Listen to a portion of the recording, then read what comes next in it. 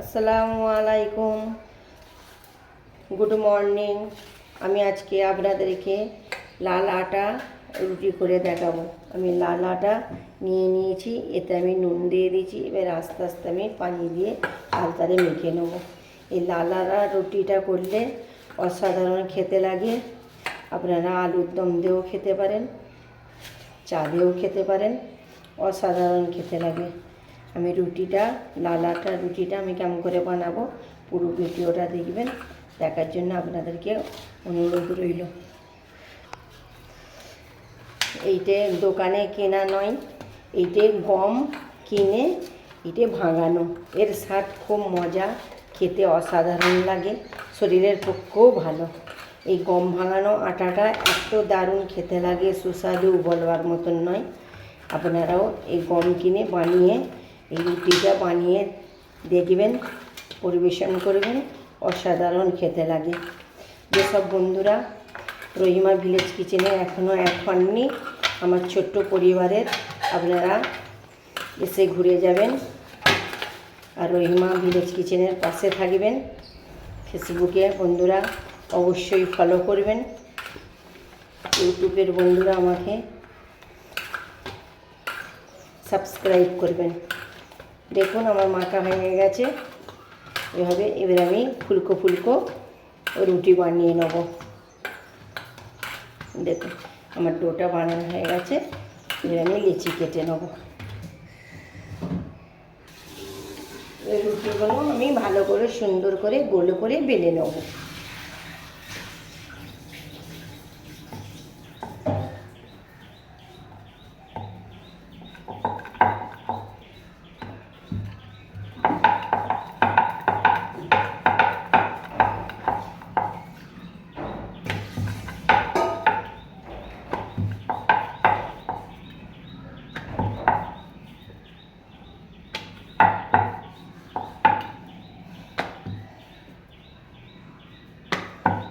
দেখুন আমার একটা বেলা হয়ে গেল, সেম এইভাবে আমি সব কটা বেলে নেব।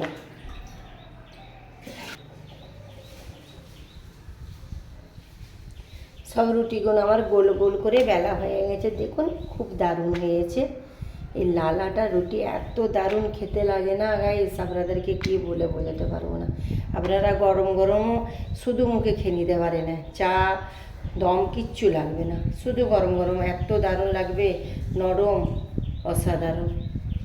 দেখতে থাকুন। তাও আমার গরম হয়ে গেছে, এবার এর মধ্যে আমি রুটিটা দিয়ে দেব।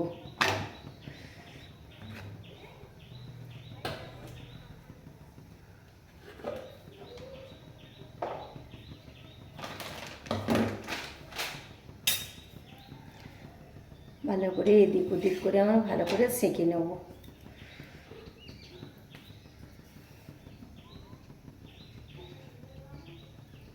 এই লাল আটার রুটি শরীরের পক্ষেও ভালো, অসাধারণ খেতে লাগে।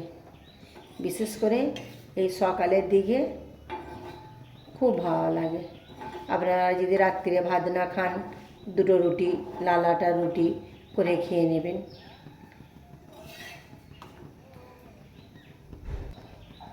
দেখুন কত ফুলকো ফুলকো আমার রুটিটা হচ্ছে। দেখুন কত ফুলকো ফুলকো রুটিটা হচ্ছে। লাল আটার রুটিটা ভালো করে মাখতে হবে, ভালো মাখলে রুটিটা ফুলকো ফুলকো হয়। দেখুন আমার একটা হয়ে গেল, সেমভাবে এইভাবে আমি ভালো করে সেঁকে নেব। আবার একটা তাওয়ার মধ্যে দিয়ে দিলাম। গ্যাসে একটা সসপ্যান বসিয়ে দিয়েছি, সসপ্যানের মধ্যে আমি পানি দিয়ে দেব। আমি একটু চা বানাবো, চা দিয়ে লাল আটার রুটি দিয়ে আমি পরিবেশন করব। পানিটা গরম হয়ে গেছে, ওর মধ্যে আমি বেশ খানিকটা পাউডার দুধ দিয়ে দেব, দিয়ে ভালো করে নেড়ে ছেড়ে নেব।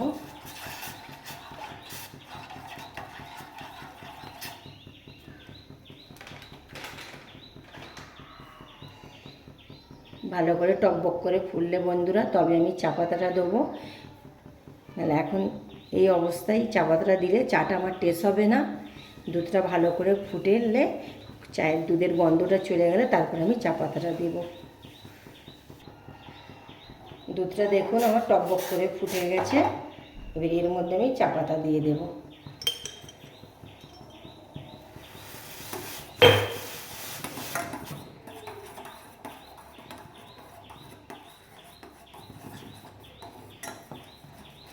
দুধটা ফুটে গেলে বন্ধুরা আপনারা এই চা পাতাটা দেবেন, টেস্টটা খুব ভালো হবে। নাহলে আগে থাকতে কিন্তু দুধ না ফুটলে আগে থাকতেন চা পাতাটা দিলে সেই দুধের গন্ধ রয়ে যায়। এতে সামান্য চিনি দিয়ে দেবো, যে যার মিষ্টি আপনারা স্বাদ বুঝে খাবেন। আমি একটু চিনি মিষ্টি কম খাই, তাই জন্য আমি চিনি কম দিলাম। আবার একটু ভালো করে আমি ফুটিয়ে নেড়ে নেব।